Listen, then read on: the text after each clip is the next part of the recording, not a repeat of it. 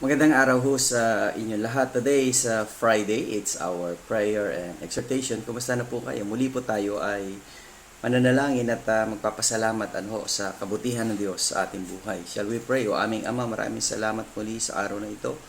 Pagpalain niyo po kami sa buhay na ito at kami ay maging daluyan ng pagpapalang espiritual sa bawat pamilyang Pilipino. Nihiling namin ang inyong patnubay sa lahat ng aming gagawin at ang katagumpayan ng inyong ministeryo o maghari sa araw na ito. Sa pangalan ni Jesus. Amen.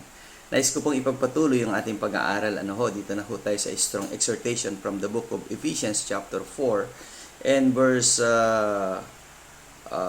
But unto every one of us is given grace according to the measure of the gift of God. Well, datapot bawat isa daw sa atin ay pinagkalooban ng Diyos ng kaloob. Ito yung kaloob ng biyaya.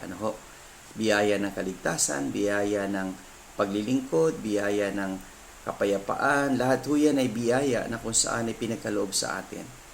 Nawa, ang bawat pamilyang Pilipino ay makatanggap din ng biyaya ng kaligtasan mula sa ating Panginoong Jesucristo.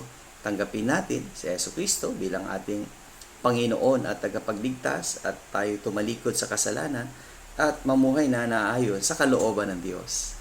Kaya nawa, that's our prayer dito po sa ating gawain na ito, na ang bawat pamilyang Pilipino ay magkaroon ng matatag na relasyon sa Diyos, matatag na relasyon sa bawat isa. Kita-kita ulit tayo tomorrow, Saturday, sa ating Strong Family Prayer and Exhortation. Marami pong salamat.